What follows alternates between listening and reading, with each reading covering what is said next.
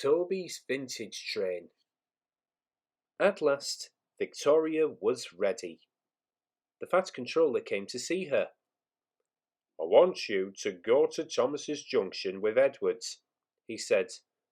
"Thomas will take you to meet Toby and Henrietta, and I want you to work with them." Victoria's wheels hummed happily on the rails. "It's wonderful to be running again," she thought. Edward introduced her to Boko at his own station, and they soon reached Thomas's junction. Thomas and the Fat Controller were waiting for them. Thomas's driver was amazed at the change in Victoria. "I hope you feel better," the Fat Controller said to her. "You certainly look better than when we first saw you." "I feel wonderful. Thank you, sir," smiled Victoria. Victoria was coupled behind Annie and Clarabel, and they set off up the valley. At the station by the river, an inspector met them. "Terence is in trouble," he said.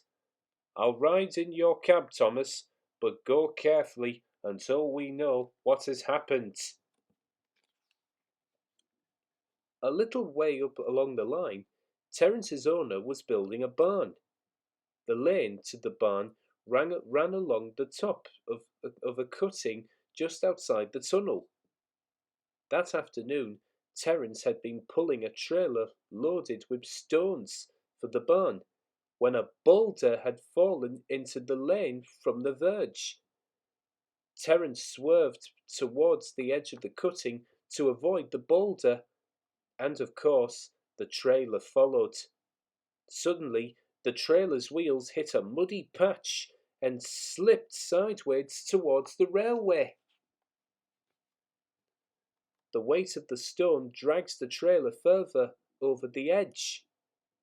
Terence tried to hang on, but the trailer broke away and bumped down the steep hill towards the railway. Luckily, there was a large bush on the cutting site. The trailer ran into it and stopped balancing dangerously. The heavy stone tumbled down on the slope and landed beside the railway with a crash. "Thomas's train is due," gasped Terence. His owner ran to telephone a warning to the station. His call was just in time. With the inspector in his cab, Thomas moved cautiously along the line. By the time they reached the place of the accident, the farmer had managed to fasten the trailer so that it would not move. The inspector made sure that the building stones had not damaged on the railway. "All right," he told Thomas's driver as he climbed back into the cab. "Proceeded at caution, please, and drop me at the next signal box so that I can report what's happened." Thomas and the inspector reached the top station safely and found Toby and Henrietta waiting for them. Victoria and Henrietta liked each other at once and soon became the best of friends. "There cannot be many railways," announced the Fat Controller, "who can run a complete train of stock as old as Toby, Henrietta, and Victoria.